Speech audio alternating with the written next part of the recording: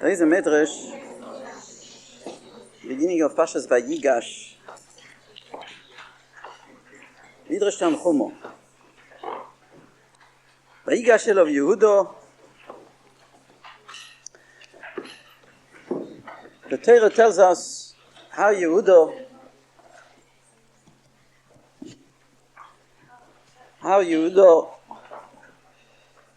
approached Yosef in order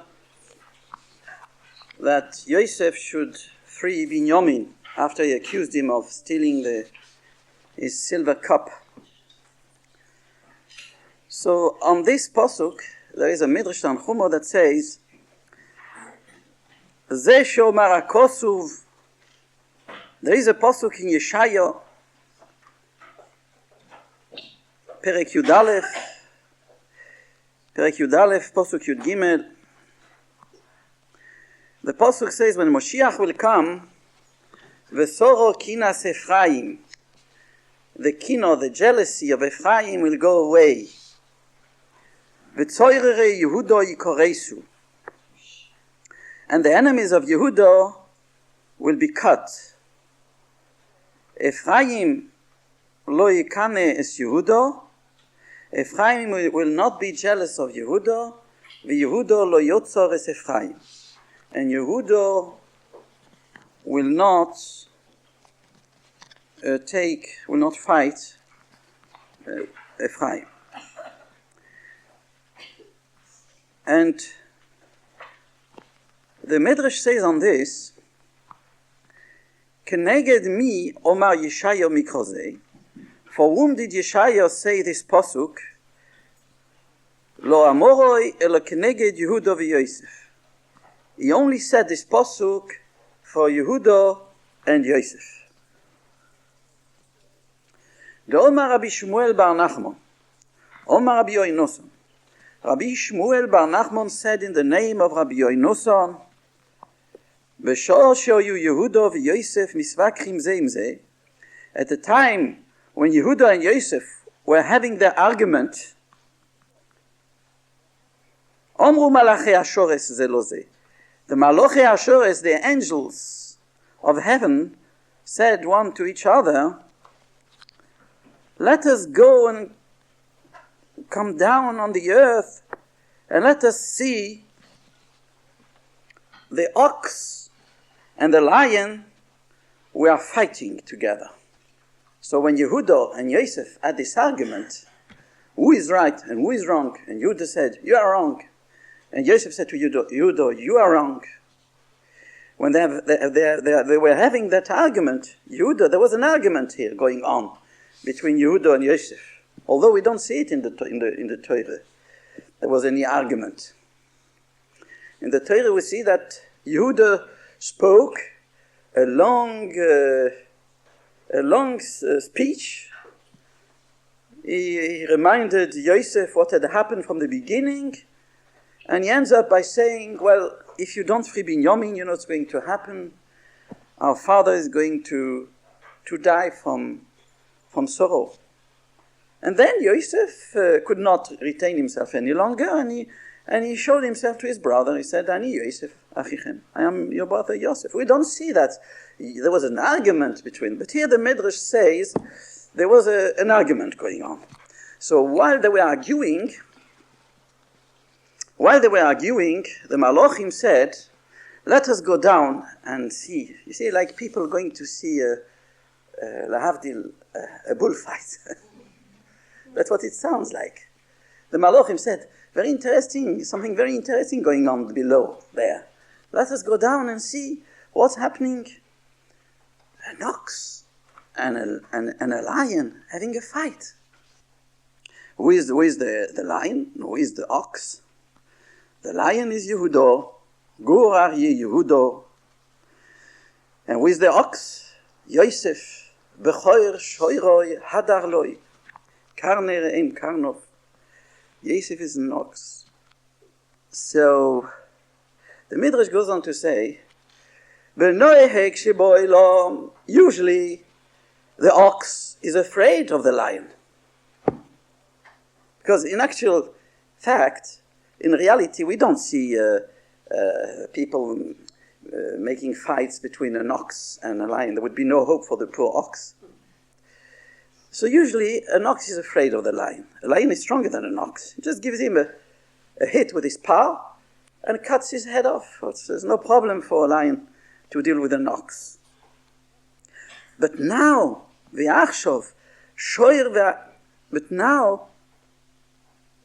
now, shoyer v'ari misnakrim ve'oimdim. But now the ox and the lion are having a fight.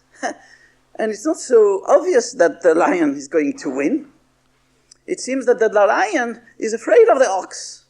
And then the Midrash goes on to say, ve'akino beineyen, and this fight, this jealousy, the Midrash calls that fight between Yehuda and Yosef a kino, a jealousy.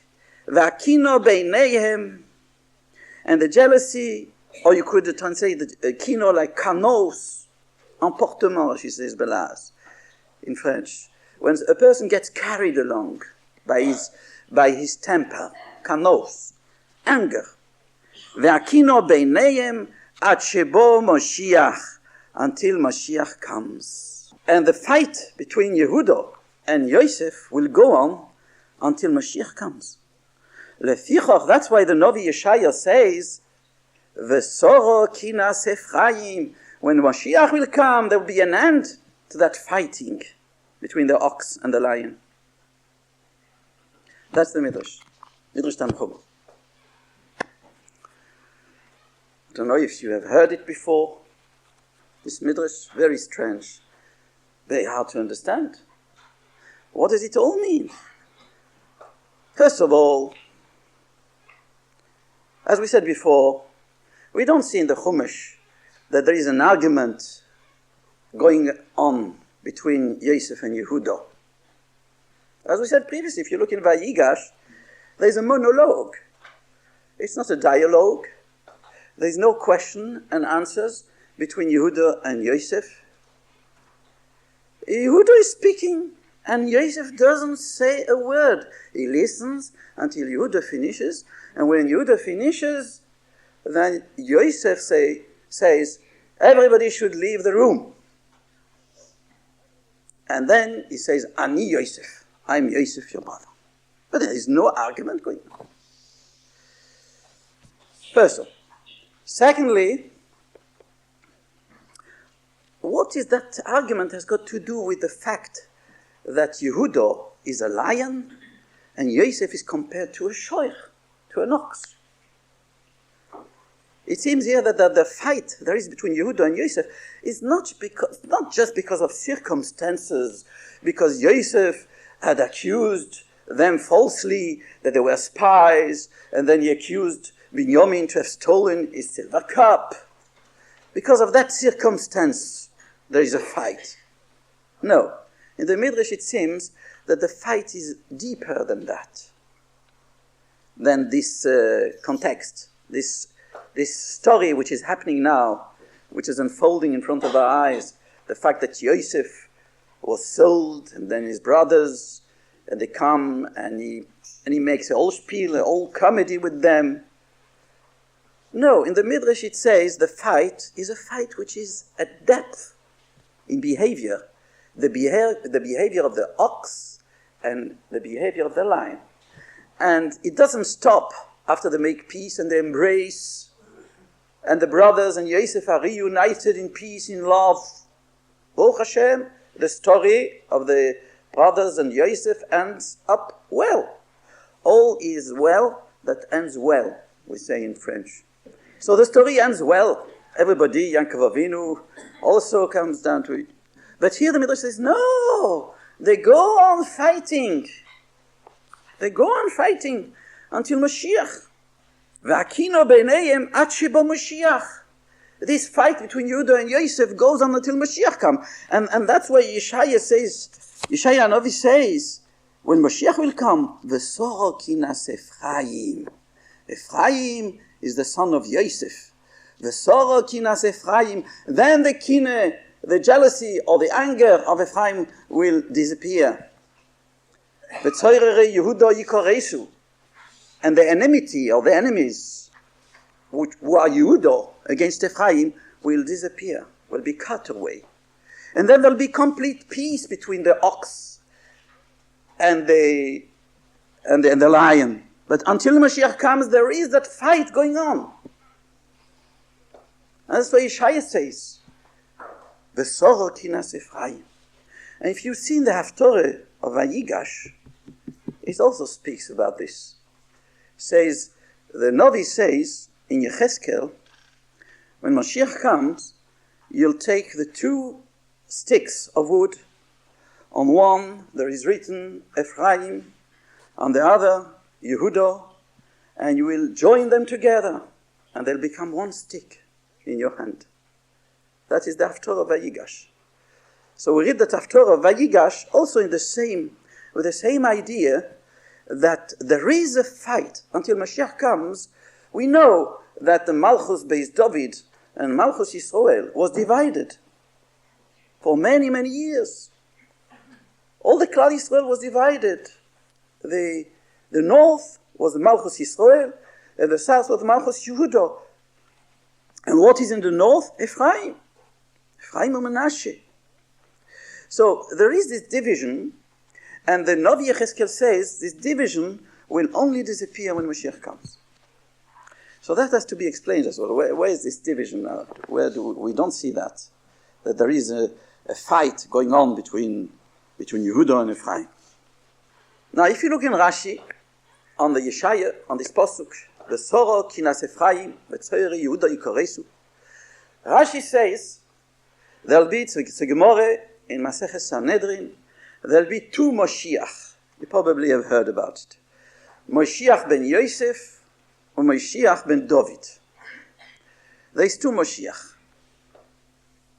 And Rashi says, V'soro kinas Ephraim, v'tzoyre Yehuda yikoresu. There'll be peace between the two, between Ephraim and Yehuda. That refers to the two Moshiach. The two Moshiach will be at peace, will be in love together. Now just imagine. Even sometimes two Rabbonim in one town can't be at peace together. Two Moshiachs. Two Moshiachs in Klal Yisrael. How can there be peace? Already when some say that there is one Moshiach already, there is no peace because of that. So what happens when there is two Moshiachs? And here Rashi says, V'soro kinas Ephraim, V'soro kinas Ephraim, v'tzoyre Yehuda yikoresu. That even when there'll be the two Moshiachs, they'll come along. The two Moshiachs, Moshiach ben Yosef and Moshiach ben David, they'll be in love together and in peace together. In Ematoy, Umanoim, Sheves Achim Gam Yochad. As we know about Moshe and Aaron, my brother, you are greater than I. You teach me Torah. You are my Rebbe. And Aaron answered back, no, Moshe, you are my teacher. And Chazal say, HaKadosh Baruch Hu spoke between them. Shechina b'neihem. There's a Shechina. So it's the same thing will happen also with the two Moshiachs. Each Moshiach will say to the other, you are greater than I. You are the king of Klal Yisrael. And the other one will say, you are the king of Klal. And HaKadosh Baruch Hu will come and will be the king between them. That's what the Novi Yeshaya says. It refers to the two Moshiachs. But it still doesn't explain, just explains one thing, that there is a Malchus Yehuda and Malchus of Yosef. That's what it explains. There's two Malchuyas in Klal Yisrael, two kingdoms. Although the pasuk says, Lo Yosef Shevet mi Yehuda u'mechoykek ben Raglov, there'll be never any other Shevet which shall take over the Malchus of Yehuda. Okay, right. But nevertheless, we see from this Parsha, we see from this Midrash, there is a Malchus Yosef as well. What is it? First of all, we should know one thing. In the Chayos HaKodesh, it's written, there is, in one of the Haftorahs we read, there is Arba Chayos, 4 Chayos. It's mentioned also in the Hilchas, in Yeridea, when one is not allowed to have at home certain animals as a statue of an animal. those four types of animals, or you can't call them animals because there is man as well. Four kinds of creatures are man, ox, a bull, an eagle, and a lion. So one is allowed to have animals in statues, yes, in the house, but not those four. Not a man, not an eagle, not an ox, and not a lion. Why? Because those are representative of the four Chayos HaKodesh which are in the Merkava Elyono, in the heavenly throne of HaKadosh Baruch Hu. When Yecheskel describes the Maaseh Merkava, he describes there is those four Chayos: Pnei Ashoir, Pnei Odom, Pnei Nesher, Pnei Aryeh. Now, what is the Pnei Ashoir, the ox? It says there that it is on the side of the north. When you face the east, then you've got on your left you've got the north. On your right you've got the south. And it says that the face of the shoir, is directed to the north. The face of the lion is directed to the south. Now we know that in Kabbalah, the north is the smoil, is the left. As we said before, when you face the east, the north is at your left. And on your right is the south. Now in Kabbalah, when you speak about the right and the left, the right means chesed, the midas ha-chesed, and the left means the midas hadin, or we call it midas ha-gevuro. It's the same thing. So on Yehuda with Gur Aryeh, with the lion, that means is the symbol of chesed. Yosef with the ox, the bull, is the symbol of Gvura, of Din. And those two, Chesed and Din, you know that they are opposed to each other. And whenever this fight, which the Midrashim tell us, which was going on between Yosef and Yehuda, although it's not written in the Torah, but in the Midrashim, they tell us exactly what was the argument about. That's what I'm going to speak about. There was an argument going on between Yehuda and Yosef. We see, first of all, in Vayigash, what is Yehuda saying to Yosef? Yehuda is accusing Yosef of being cruel. Cruel, a liar. You are like Paroi. You are a soine. You are an anti-Semite. He doesn't know he's Yosef. He thinks he's an Egyptian, a high authority of Egypt. So he says, she explains, what have you picked on us? We have come to buy wheat. And you ask us all kinds of questions. Have you got a father? Have you got a mother? Have you got a brothers? Did you want to make a shidduch with our daughter? Or did we want to make a shidduch with your daughter? Usually, a shatronis ask you, and who is your, how many children have you got, and whom are they married to, and what? Have we come for a shidduch in Mitzrayim? We have come to buy wheat. That's the first accusation. And then he says, and you accuse us of being spies? We are not spies. We've come just to buy wheat. We are honest people. And then about the silver cup. And then he ends up by saying, and why don't you have pity on us? Don't you realize? I said to my father, if I don't bring you back, Binyamin, v'chotosi le'ovi kol hayomim, I'll be put in cherem, even in Olam Habo. And why don't you have pity on our old father? So Yehuda is coming with an argument of Rachmonis. Okay, I cannot disprove what you are saying, that Binyamin has stolen the silver cup, and that we said ourselves, the one who will be found with a silver cup deserves a death penalty. And you are very generous with us, Take. You said, no, I won't kill him, I'll put him in prison for life. Very good. But now I want to explain to you what's going to happen if you hold on to that sentence, that cruel sentence. You are going to kill our father. Have pity on our father. Even though you're right in your din, in your judgment, but have pity. Have rachmonis. That is the Yehuda. Yehuda is chesed.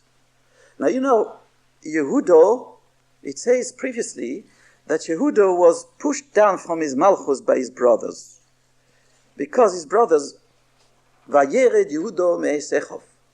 It says after the Mechiras Yosef, after Yosef was sold, it says Yehuda fell down from his brothers. And Rashi brings a chazal that the brothers of Yehuda told him, you are not fit to be a king on us anymore. Why? Because the job of a king is to have the welfare of every subject at his heart. And since you did not behave properly with Yosef, now they accuse him afterwards. Since when you told us, don't kill him, just sell him away to the Arabs, we listened to you. So if you would have told us, bring him back to his father, we would have also listened to you. He was heard. Yehuda was a king. He was a melech. So since you did not take your full responsibility for Yosef, you are not our king. He lost his kingdom. And Chazal bring in Midrash, Vayigash Elev Yehuda, that's one of the three places where his brothers nominated him a king again. Why? Because now he's mending this lack of responsibility towards his brother.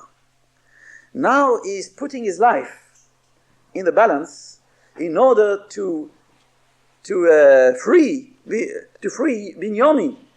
Since, because he did not take the responsibility to bring back Yosef to his father, they pushed him down from his malchus. Now that he's showing that he cares about Binyamin, so Vayigash of Yehuda, he came along as the king of all the Shvatim. That's what the Midrash says. Vayigash of Yehuda, he became a king again. So the kingdom of Yehuda is a kingdom which is based on chesed.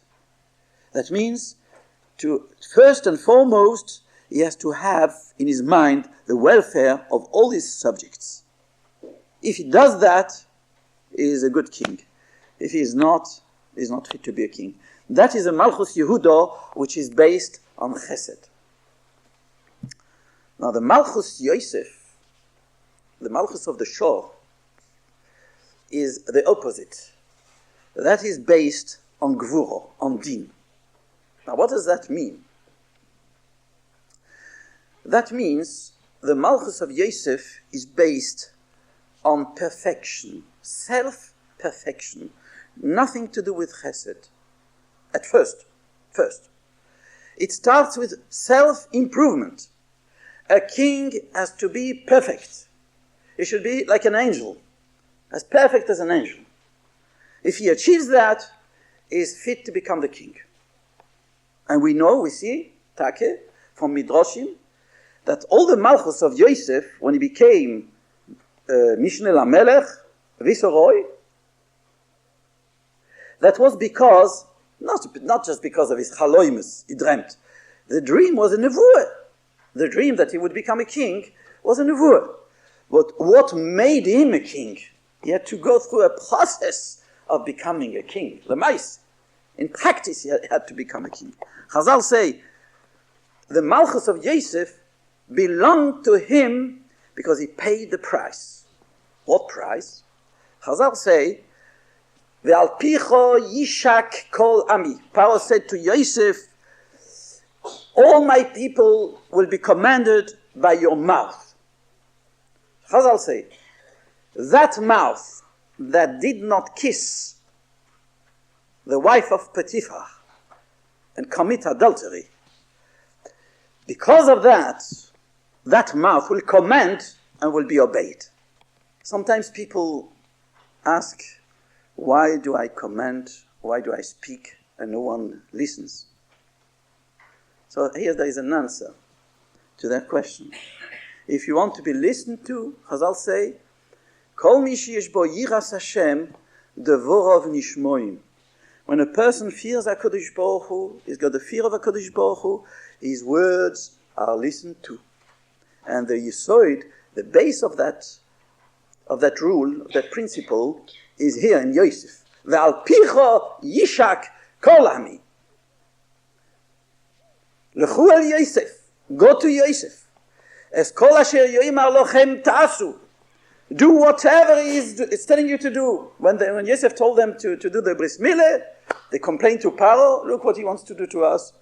He said, well, you have no choice. If Yosef tells you to do the bris milah, you have to do the bris milah, because the Egyptians had hidden away a lot of stocks of wheat, but to withhold it from Yosef, because Yosef said, bring everything you have got in surplus. But some people wanted to be clever, and they put their surplus in their own house, in their granaries. Well, they all became rotten. So Paro said to the people, you see, why didn't you hide wheat? They said, we did. We hid away tons of wheat. But they all became rotten. So see, you can't win with Yosef. If Yosef tells on your wheat to become rotten, it becomes rotten. Whatever he says, a word, if he wants to kill all of you, he'll say just die off, he'll die off. So you have no choice. That's the mouth of a tzaddik. Now, those who have read the stories about Baba Sali, Rabbi Yisrael Abuchzera, the big tzaddik from Morocco, when he said a word, people were afraid. Were afraid of a word of his. And they were looking forward. Please, give us a broche. And I've seen with my own eyes. A real mamish, real miracle, a nice mamish. Why? Because Chazal say, tzaddik goizer, v'HaKadosh Baruch Hu mekayim. The mouth of a tzaddik, but he paid the price to be a tzaddik. This great tzaddik, Baba Sali. He paid the price to be a tzaddik. Same as Yosef. The Nisoyan of Eshes Potiphera was a great Nisoyan. It was as great as all the Nisoyanos of Avraham Avinu, Yitzchak Avinu, and Yaakov Avinu put together. The Midrash says. Don't think it was something easy to overcome the Nisoyan of Eshes Potiphera. Ve'al picho yishak kol ami. And the Revida Zohov, this necklace made of gold, which was the symbol of his authority, he put it on his throat, around his neck, because this neck did not bow down to do the Aveire. And this body that put on the royalty clothes, because that body did not do the Aveire, didn't enjoy to do the Aveire. And those feet that did not run to do the Aveire, they are fit to go up on the carriage of royalty. And this brain, they did not think about doing an Aveire. This brain is going to be called Chochmo. Chocham. Some people say sometimes, I have no brains, forget everything. I'm not intelligent. You think brain is a maton min hashomayim. Atochoyne lo dom das. HaKadosh Baruch Hu gives das. And he takes it away. It's like money. Brain is like money. It's like koichus. It's like health. Like everything else. We think brain is something which has nothing to do with the Chas v'shalom with HaKadosh Baruch Hu. We say broche 3 times a day. Atochoyne lo dom das. Choneinu meitcho chochmo bino das. Beg from the Rebbeinu Shalom, please Rebbeinu Shalom, give us that. You want I should give you das. Very good. You have to deserve it. How do you deserve it? Machshova shelo hirero be'aveire. A machshova that doesn't think to do an aveire. Tikore chachomo. Will be called chachomo. Meiku lefono v'avrech. Av b'chochmo. V'rach b'shonim. He was young in age, he was 30 years old. 30 years. And he was such a chacham. He was sofnas paneach, the one whose all hidden things are revealed. And he was so known in Egypt for his chacham. Avrech. Avrech. Such a young man, 30 years old. How did he get this chacham? Gewalt. He was a Iloi, he was a prodigy. What was he? No. Machshove shelo hirero be'aveire. Because he didn't think about Aveir. I remember when I was a bocher in Gateshead, sometimes we didn't understand the pshat in the Gemara. There was a bocher who told us, well, If you don't understand Pshat in the Gemara, go and cry and do tshuva, and then you'll understand it. From where did he get it? Go and cry and do tshuva, and then you'll understand it. We didn't. I didn't know. From where did he get it? It's written here in the Midrash. Machshove shelo hirer be'avere tikore chachomo.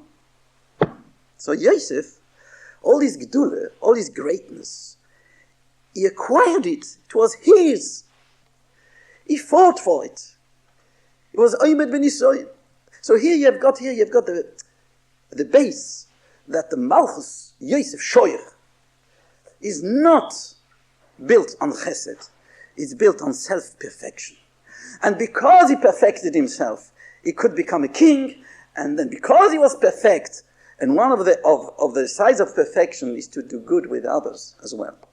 So as a result of perfection, he had to be good with others. Because in order to become perfect, you have to go in the midst of HaKadosh Baruch Hu. And the first mid of HaKadosh Baruch Hu is chesed. But it all stems from an ambition to improve oneself. Not just chesed, and then when you're at home, one behaves in a depraved way. Like a lot of people, people who are big Baalei Chesed, it seems very good, very generous, but when it comes to their own perfection, they are good with their Yetzer Hara as well. As Rav Dessler used to say. There's the Ktsei of Chesed, is the whole Indian of Rav Dessler, about why Yishmael came out from Avruam, and Esav came out from Yitzchak, because Avruam was Chesed, and Yitzchak was Gvura, and the Ktsei of Chesed is Niyuf, is adultery, deprivation, moral deprivation, and the Ktsei of Gvura is Retziche, is murder. So, that is the bad side of it. But the good side of it is that Yehuda became a king because he was responsible for all the Shvatim. He was the head. And whenever he failed, when he failed in that tachlis, in that goal, they pushed him down from his malchus because they accused him of not taking care enough of Yosef. Afterwards, when they had told him to the Arabs, they came and they said, you were the king, why didn't you tell us to bring back Yosef? The same as we listened to you, not to kill him and to sell him for money. If you would have told us a bit further and told us to bring him back to Yankov, we would have listened to you. And because of that, they told him, well, you're not our king anymore. Now, Vayigash Elov Yehuda, when he's Moiser Nefesh, he sacrifices himself, he goes ahead, and he's ready even to go to fight, to free Binyamin, then he becomes a king again. So we see the kingdom of Yehuda is based on chesed, on taking full responsibility for the welfare of his people. That is Yehuda. That is Malchus, that is Moshiach ben David. Now, so on one side we have got Moshiach ben David, on the other side we've got Moshiach ben Yosef. Those are the two ways how to be the leader in Klal Yisrael. Now we know from history there were different kinds of Gdolim in Klal Yisrael. For example, we had the Gaon of Vilna Gaon. Vilna Gaon was always in his own Beis HaMedrash, never went out nearly in the street. He Kimat didn't have any contact with the masses, with Klal Yisrael as a people. He had his Talmidim, very small crowd, and he was here in his Beis HaMedrash in Vilna. And people might accuse Chas v'Sholom the Vilna Gaon. What is he doing for the Klal Yisrael, the Vilna Gaon? He's just sitting down and learning in his Arba Amos. And we could say that for the Chazon Ish, for the Stipler, and for all the tzaddikim who sit down in Arba Amos Shel Haloche. They do the Avodas Hashem, they serve Hashem, they learn Torah, and they improve their Yiras Shomayim. They give all their time just for self-improvement. What are those people doing for HaKadosh Baruch, for Klal Yisrael? Toiras Chesed. Torah is called Toiras Chesed al Leshoino. Torah is in order to do Chesed with people. What kind of Chesed do they do? And we hear many times the Freie, the people who are not very well versed, or not after the Freie, people who are not very versed in Chazal, they speak like that. They say, what's the use of a koilel younger man? To sit, okay, you can sit in the koilel for a few years, but then go out, take on a teaching job, become a rabbi, do something for the community. Don't just sit down and learn in your koilel forever and ever. And what good will have the world from you? You know what Rabbeinu Yoin in Sharet Shuvah says about such people who are accused like that? Hashem yimchol lahem, we should say. Because we should forgive them because they don't know. That's what we can say. But if someone is very harsh with that, he says those people, either they don't know the pasuk in the Torah, and if they don't know, and if they do know it, then they are koifrim. They reject the Torah because the Torah says one tzaddik can bear the whole world, can protect the whole world. Now we know Iyov, Rashi brings about the Meraglim, he was a tzaddik of the Ummah Yisrael, and he was living in Eretz Yisrael. As long as Iyov was alive in Eretz Yisrael, the Yidden could not go in and win and conquer Eretz Yisrael. Even after all the miracles, the Yidden who came from after they came out of Egypt, and they want to conquer Eretz Yisrael. As long as Iyov was alive, they could not win Eretz Yisrael.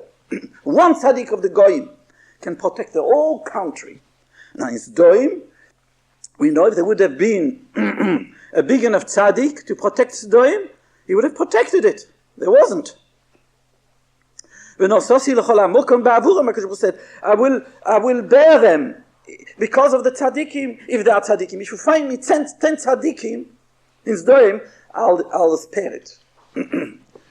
So we see here that one tzaddik in the world can protect the whole world.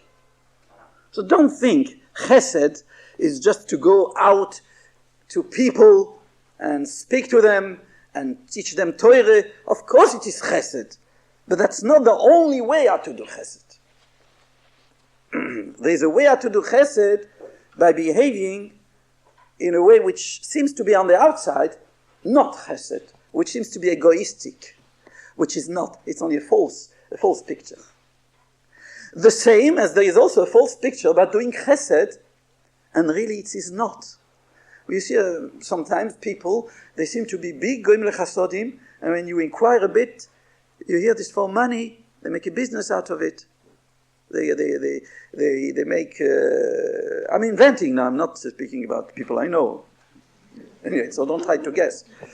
There are people who make all company, so and so in company, Gemilus Chesed, a chevra of Gemilus Chesed, for what? For money. For money. So it seems to be a chesed, but it's not chesed. The same also, it seems to be egoist, and it's not egoist. That was Yosef. You know Yosef, how he behaved.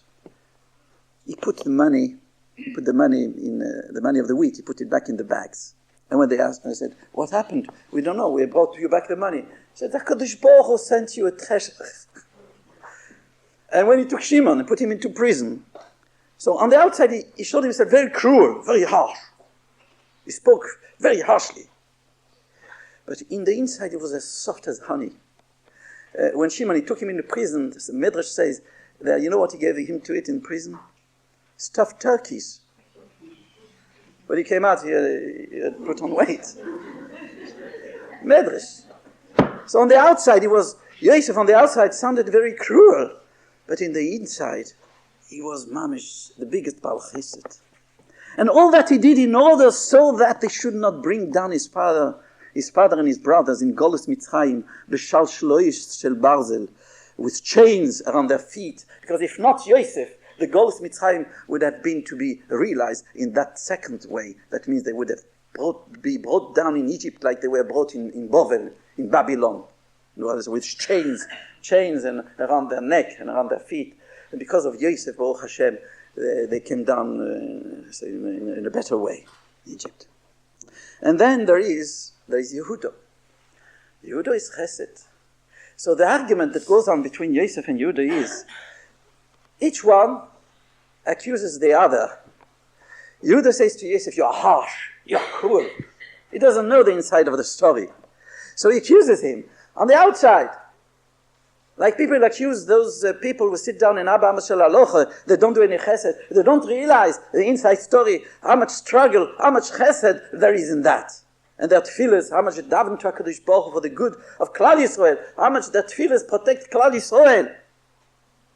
And Yosef accuses Yehuda, you are not perfect. Your chesed is only on the outside, not in the inside. The proof. Now you ask me to, you beg me to have pity on your father. The Midrash says, before Yosef revealed himself to his brother, now he said to Yehuda, why didn't you beg the same way for Yosef? Why didn't you feel the pity on your father, on Yosef, and you told your brother to sell him for 20 silver coins? Why didn't you then think about the tsar, the sorrow of your father? So your chesed is not a real chesed. You want to do chesed when it fits you, when it suits you. When it's against your own interest, you don't behave in chesed. You behave in the opposite of chesed. When you, for Yosef, you were jealous of Yosef because of the chaloimus, because you thought he was going to take away the melucha from you.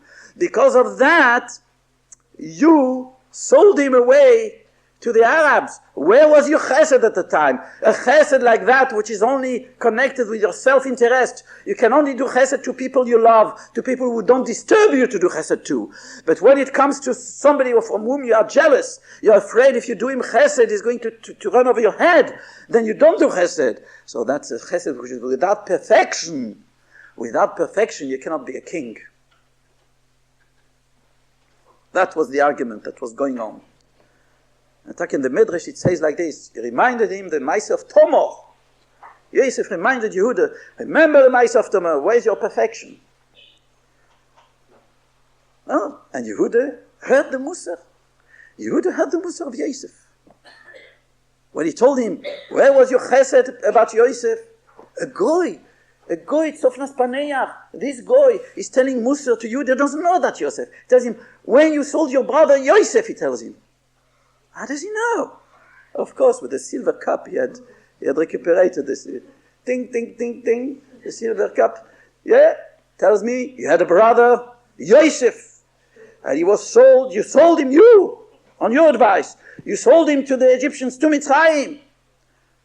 Why didn't you think then what the Tsar you are going to... And you said to your father, you brought him the Kesenes passing full of blood. Why didn't you think about the Tsar of your father? Now you tell me to beg mercy on my father. You didn't have mercy. And this vikuach. So at the time, there were both tzaddikim. Each one listened to the other. Of course, when Yosef said, Ani Yosef, then everything fell in place. Although they still thought afterwards, in the end of Vayechi, that after the death of Yaakov, they were afraid now he's going to take revenge. It went on, this accusation against Yosef, that he's cruel, he's harsh, he's a dictator, and he wants to take revenge. But it's only on the outside. So of course, we'll see in the end, Yosef is gvura. The gvura of Yosef means perfection, self-perfection. Although it seems to be something which is on the outside egoistic or harsh, not caring about others, it's only on the outside. On the inside, he's soft as honey, and he's very caring about everybody. And we see it in the story of Yosef as well. Yehuda received the Musar.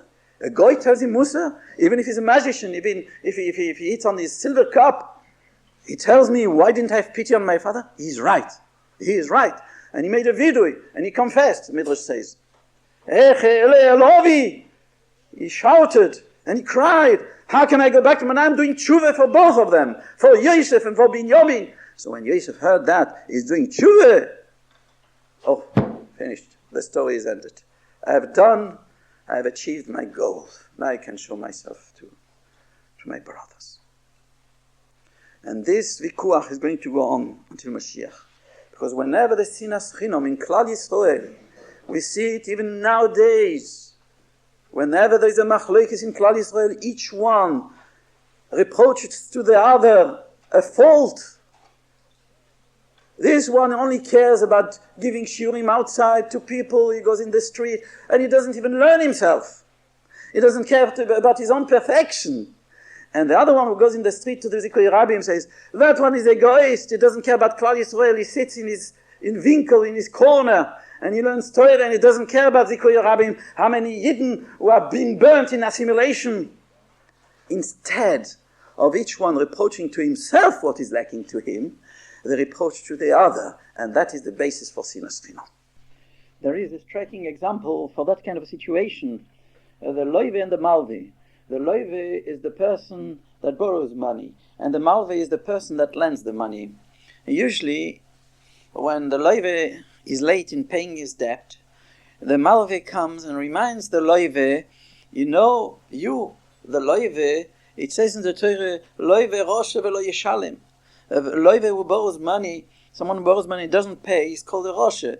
There's a mitzvah of Priyas Baal Choif. There's a mitzvah that a Loive has to pay his debt. And the Loive says to the Malve, I forgot, Mr. Malve, you have got a mitzvah, loisigos. Do not push, do not try to push the Loive to pay back when you know he doesn't have money. And both are right, and both are wrong. They are right because it is so that there is a mitzvah on the Loive to pay back, and there is a mitzvah on the Malve not to push the Loive, not to press him to pay. But each one should accuse himself and not wait until the other one accuses him. That means they're interverting the mitzvahs. The Loive should say to the Malve, look, I've got a mitzvah to pay you back the debt. And the Malve should say to the Loive, look, I've got a mitzvah not to press you to pay back. And then there would be peace, and then there would be no quarrel anymore. So that's what the Midrash says, that when Mashiach will come, each one will look at his own fault and at the quality of the other person, because there is nobody who doesn't have a fault and nobody that doesn't have a quality. And instead of looking at the fault of the others, let us look at the qualities.